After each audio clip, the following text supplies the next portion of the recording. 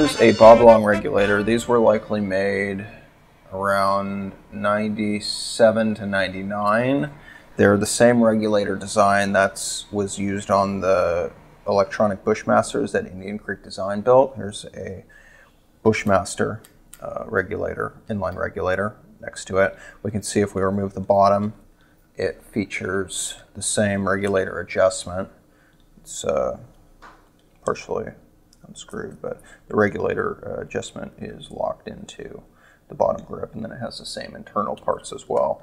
The difference is, well, one small difference is that the top piece right here on the Bob Long regulator is actually built into the top piece on the Bushmaster regulator.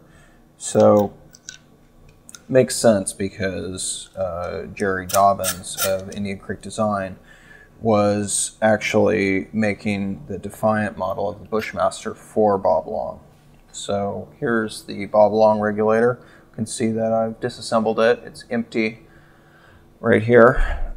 We have the end cap, we have the adjustment screw, the reg spring, reg mainspring, the, I don't know, pin right here, an O-ring on the pin. We have the in and the out port on the sides of the reg. We have a seal that's very similar to an automatic reg seal that sits inside. And I do have more of those on BacciPaintball, so if you need some of those, you can order them from BacciPaintball. We have our little piston piece right here, and a little tiny spring, another adjuster piece up here, and then our top cap. Our O-rings on, we have our O-rings on the top are an O-ring that goes on our top adjuster piece, the O-ring that sits in the top and seals between the top of the reg body and the top of the reg, and then we have our ASA O-ring. We also have on the bottom, we have our O-ring down here. So pretty easy to rebuild, pretty simple regulator.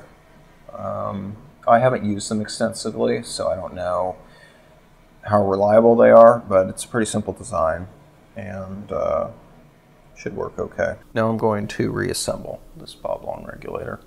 So I'll start with the top and drop my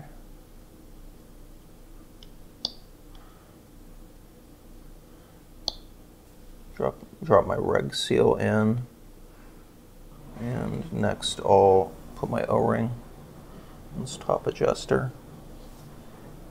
set my spring in here, set it upside down so it doesn't fall out, put my O-ring inside the top of the reg body, put my ASA O-ring on, and now the next thing I'm going to do is the most annoying thing, try to reassemble this piece without the small part falling out. So I always hold it upside down to do that. I push it in, we can see it's in there now, and then this just screws in just like that.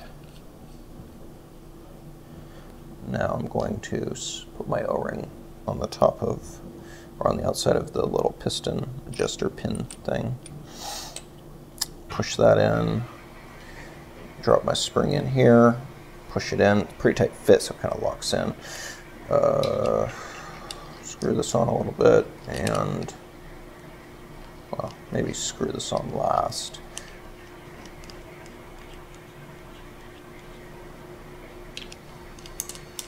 And there we go, we're reassembled.